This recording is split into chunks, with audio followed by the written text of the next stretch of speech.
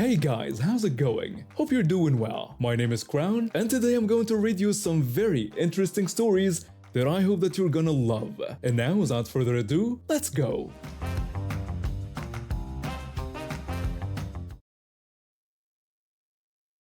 I was a shift manager at Pizza Hut in a small town.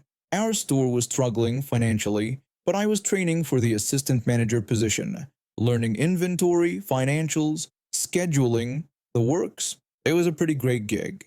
Our owner had this policy called give it away. If anything was wrong with an order, we had to give the customer whatever they wanted for free. I only comped things when there was an actual mistake because we were losing money with all these freebies.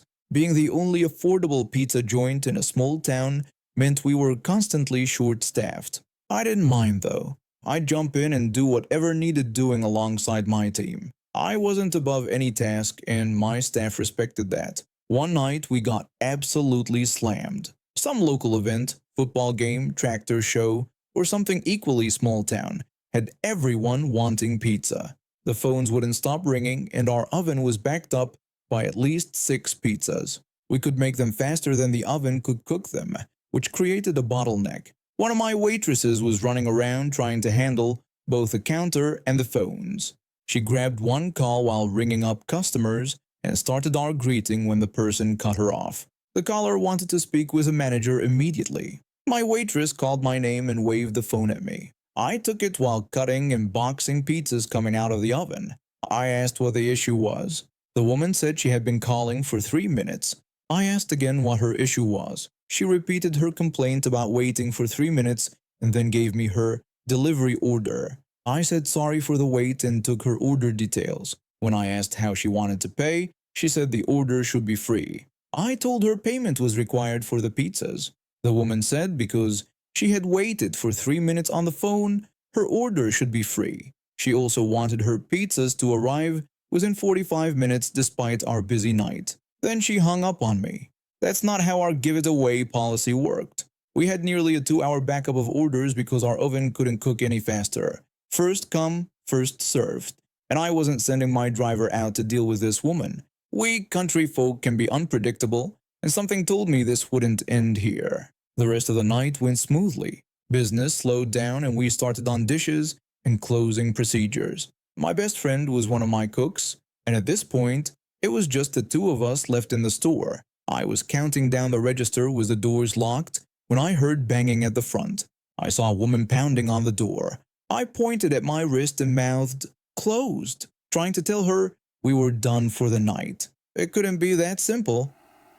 I told my buddy to call the non-emergency line and let them know we might have a situation while I went to deal with her. I knew who she was and what she wanted, but the only way to talk was to open that door. With great reluctance, I unlocked it. She bulldozed through the door, knocking me down, and I'm a 250-pound guy. I was shocked, wondering why I was suddenly on the floor. By the time I got back to my feet, she was at the register wanting to speak with a manager. I took a few deep breaths and slowly brushed myself off.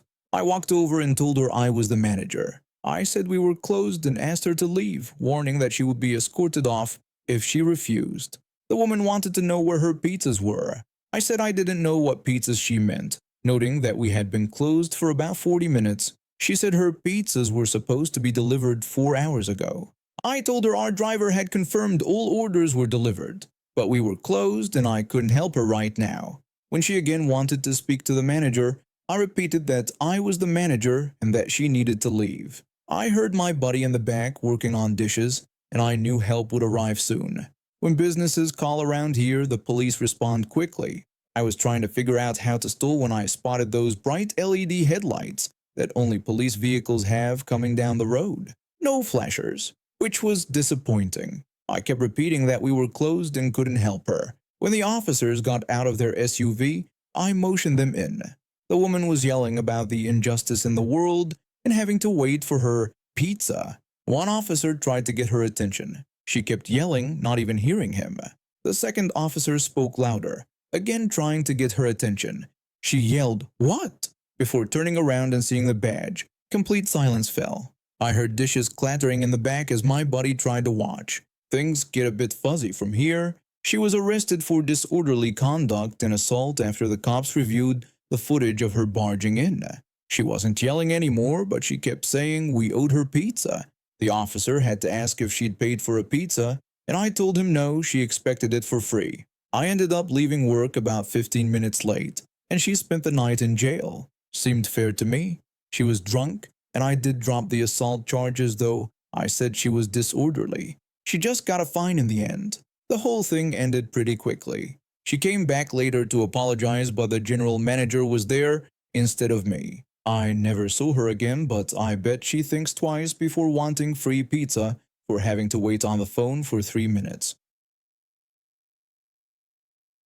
It's been a couple years since I worked at Walmart. I was an external hire, which means I was hired in as an assistant manager with no prior Walmart experience. Over the years that I worked there, I handled various departments: the front end, electronics, toys, photo, and finally the new grocery home shopping, previously called Walmart To Go. So I know the store and its employees pretty well and have a good rapport with most of them. I ask my subordinates to do their job the best they can, and in return, I protect them from the rest of the nonsense. Because of this approach, most of my team members perform well when I'm around. This Tuesday afternoon started like any other. I was checking inventory in the electronics section when I noticed a woman walking toward me. She was already huffy and red-faced, sweating profusely just from the effort of crossing the store. She probably should have grabbed one of our mobility scooters. She told me to come with her because one of our employees wasn't helping her at all. I said that didn't sound good and agreed to follow her. I followed her as she led me down a couple of aisles, her breathing heavy and labored. Finally, she stopped and pointed to a man wearing tan shorts and a navy blue polo. I recognized that he wasn't one of ours. At this point, all Walmart employees were supposed to be wearing the new smocks. She pointed him out and told me to make him do his job. I asked her to confirm which man she meant, and she said yes, calling him a jerk. I asked her not to swear at other customers. My comment about him being a customer completely flew over her head. She said she could do whatever she wanted because she shopped there all the time, and that we had to help her. The man in the blue polo looked tired. He told her that he didn't know either of us and repeated that he didn't work there and wasn't going to help her. This only made her angrier, and she told me to fire him. By now we had attracted an audience. Other shoppers were staring at the commotion. I tried explaining again that he wasn't a Walmart employee, but she said I was lying to cover for him. I could see the situation getting worse. I needed backup. I told her that my manager was coming to help us. I radioed for store loss prevention, what we call stop loss, and a co-manager. My manager was good, firm, but fun, and always supportive of good assistant managers like myself. Within minutes, my manager arrived. She told the woman that the man in the blue polo wasn't a Walmart employee. The woman said we were all liars, insisting he worked there because he was wearing a blue shirt. My manager said that our employees wear smocks with the Walmart logo and that this gentleman was just shopping like her. This made the woman even angrier, and she told us she wanted to speak to the store manager and have us all fired. My manager told her that she was the store manager and asked her to lower her voice or leave the store. That's when the woman lost it. She started screaming, her face turning purple. My manager signaled to the stop-loss team who approached. The stop-loss supervisor told her she needed to leave and that if she left now, they wouldn't call the police. She said no, claiming she was a paying customer and wasn't going anywhere. My manager told me to help the poor guy out and make sure he left happy. I understood what she meant. This was code for making sure he didn't file a complaint, what we call letters to the president, against the store. I went up to the man in the blue polo and said sorry for the situation, asking if he would come with me to the service desk. He asked if he was in trouble and said he hadn't done anything wrong. I told him that wasn't the case, and we just wanted to make things right. At the service desk, I gave him a $25 gift card and rang up his items myself. After using the gift card, he still had some money left over. He seemed happy with this. He thanked me for helping and said some people aren't ready to face the day. I agreed and wished him a better day. As I walked back to my department, I noticed a problem at the entrance. 2 stop-loss employees Their manager, my manager, and a police officer were all standing in a circle. In the middle was the woman who had decided to lie down on the ground when asked to leave. She was screaming about customer rights and threatening to sue. A couple more police officers arrived. They helped the woman up, put handcuffs on her, and took her to a police car. My manager looked at me as they took the woman away and said it was all in a day's work. I laughed and said it was just another Tuesday at Walmart. The next day I heard from the stop-loss team that the woman was charged with disorderly conduct and trespassing. This wasn't her first time doing this. She had been banned from 2 other stores in the area for similar behavior. The guy in the blue polo came back a week later. He found me and thanked me again for handling the situation. He told me he'd been shopping at our Walmart for years and had never seen anything like that before. I told him that, hopefully, it would be the last time. I remember those early mornings back in 2003, following my mother to her cleaning jobs. I was 13 and Mom needed help to make ends meet. She worked as a cleaner for a few places around our small town, and I became her unofficial assistant. One of our regular jobs was cleaning the only real estate office in town. When we started, that place was nothing special. Just a dingy little office with faded brown cubicle dividers, walls that had lost their color, and linoleum flooring with dirt so ingrained you couldn't tell if we'd cleaned it or not. The only way to know we'd been there was the spot-free bathroom mirror and wet floors from our mopping. Then everything changed. Our town started becoming popular with out-of-towners wanting vacation properties. The real estate office decided they needed to look more impressive for cottage buyers. They moved to a nicer location with more space, brand new blue cubicle dividers, freshly painted walls, and a new hardwood panel floor. That floor became a problem. In the old place, we'd mop the linoleum and leave it to dry on its own. We had plenty of time since we arrived around 6:30 a.m., finished mopping by 7 a.m., and the office didn't open until 7:30 a.m. But Mom was worried about this new wood floor. Mom told me we couldn't leave water on wood panels because it would seep between the cracks and rot the wood. So we created a new mopping technique. First, I'd dunk the mop in the bucket, wring it out lightly, mop a section, then wring the mop completely dry and go over the same area to soak up excess water. This method worked better. By the time we left, the early sections would be nearly dry. A couple weeks after they moved to the new place, something strange happened. Mom got a call from the manager with a new order. We were not to dry the floor anymore. I was confused and asked Mom if she had told him why we dry the floor. She said she had told him everything about water damage, but he still insisted. At the time, I couldn't figure out why he'd make such a stupid request, but I realized years later. The manager usually arrived around 7:15 a.m., earlier than everyone else. In the old place, he'd see wet floors when he arrived, proving we'd done our job. But in the new place, with our improved method, the floors were already dry when he got there. He must have thought we were skipping the mopping to leave early. Even though I didn't understand his reasoning, I thought it was ridiculous. He wants wet floors? Fine. This is where my malicious compliance began. Since I handled the mopping while Mom cleaned the bathrooms, I decided to follow his instructions exactly. From that day on, I didn't just skip the drying step, I stopped wringing out the mop completely. I'd dunk it in the bucket and pull it out dripping wet, letting water slosh all over that wooden floor. There was no way it would dry before he arrived, probably not for an hour after either. 2 weeks into my new, extremely wet mopping routine, the wood paneling started separating at the seams. Dirt was building up between the tiles, and it was impossible to remove. I was shocked at how quickly it happened. 4 weeks in, the floor was rotting. Mom's prediction was right. It turned out to be cheap fiber board with a paper-thin plastic wood grain pattern on top. The floor developed divots and lines where the plastic veneer sank into the deteriorating wood underneath.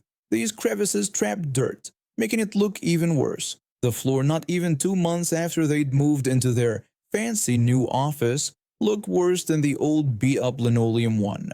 I asked Mom if we should start drying the floor despite the manager's orders. She told me she had already asked him again, but he still wanted it left wet. We cleaned there for about another month. By then, I barely felt safe walking on that floor. It had become a tripping hazard, with warped parts popping up everywhere. It was falling apart. Splinters of wood would break off whenever I swept. That floor was the worst floor I'd ever seen in a building that wasn't abandoned. One morning, the manager talked to us about the terrible condition of the floor. He complained that it was brand new and shouldn't look so bad. I told him we'd been mopping exactly as he had instructed. The manager said the expensive flooring was ruined. Mom reminded him that we had tried to warn him about leaving water on wood floors and asked if he remembered when she told him about our drying method. The manager said he never told us to flood the floor, claiming he only wanted it to look cleaned. Mom pointed out that he had told us not to dry the floor after mopping. That's when the manager said he thought we weren't mopping at all because the floors were always dry when he arrived. Mom told him that we had developed a special technique to prevent this kind of damage, mopping and then drying it partially so water wouldn't seep between the panels. I could see him finally understanding. He'd assumed we were cutting corners when we were actually doing extra work to protect his floor. 2 days later, they had to close the office for renovations. They ended up installing waterproof vinyl flooring that looked like wood, what they should have done in the first place. The manager never admitted he was wrong, but he never questioned our cleaning methods again. Mom told me she had warned him this would happen. I agreed with her. And that's how an entitled manager's refusal to listen to the cleaning staff cost his company thousands in flooring repairs, all because he couldn't believe we were doing our jobs properly. I worked as a certified public accountant specializing in business consulting for startups and young companies. I helped dozens of businesses get their financial systems in order before they face serious problems. Most clients appreciate my attention to detail until they don't. About 2 years ago, I was hired by this food delivery service focused on corporate clients. Think of those services that deliver lunch to offices but more specialized. The owners seemed eager to get everything done right, so I set up all their basic financial systems, payroll, accounting, banking, the works. Everything was going smoothly until the owner got excited about this new state-of-the-art order entry and billing system. I wasn't involved in selecting or implementing this system, but during our monthly reviews, I noticed something concerning in the numbers. The sales tax revenue seemed unusually low across the board. When I looked closer, I realized the system was charging the same tax rate for every delivery, regardless of location, which is absolutely incorrect in our state where each city, suburb, and county has different additional rates on top of the base state rate. When I brought this up during our monthly meeting, the owner dismissed my concerns immediately. I told him their new system seemed to be collecting the wrong amount of sales tax and that each location should have different rates. The owner said that the software company specialized in food delivery billing and was sure they knew what they were doing. I asked for access to verify the tax rates in the system, warning that this could become a serious liability issue. The owner refused, saying he didn't want to waste my billable hours on something brand new and wasn't willing to pay my high rates to check a system these experts had just installed. I tried again, pulling up specific examples from their records. I showed him orders from different parts of the city that were charging the same tax rate, despite being in areas with different local tax requirements. The owner just dismissed me, saying I didn't know what I was talking about and that this was specialized software for their industry. After a few more attempts, I realized I wasn't getting anywhere. My role gradually reduced to just reviewing monthly financials and making the required tax deposits to the State Department of Revenue based on what the system had collected. I couldn't change what wasn't being collected properly, but I kept documenting the discrepancies. What the owner didn't understand, despite my warnings, was that the state frequently audits new businesses after their first year of operation. If he didn't want to pay me for a few hours to check and fix the system, he'd eventually pay me for many more hours to deal with a state audit. Like clockwork, in the 13th month after implementing that new software, we received a notice from the State Department of Revenue.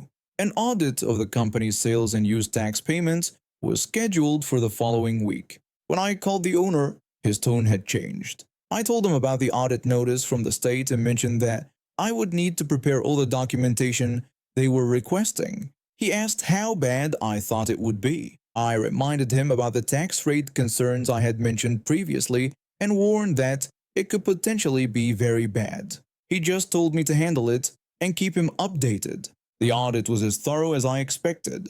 The state auditors quickly identified exactly what I had warned about. The software was only collecting the base state sales tax rate and completely ignoring city and county taxes. By the end of the audit, the state assessed over $40,000 in unpaid taxes, penalties, and interest. When I presented the findings to the owner, he was furious, but not at himself or the software company. He blamed me, asking how I could let this happen when I was supposed to be the financial expert. I reminded him that I had warned him multiple times about the tax rate issues and had requested access to check the system, but he had refused, and he said I should have insisted more strongly and called the situation a disaster. I suggested that we still had options and could try to recover some of the unpaid tax from his corporate clients.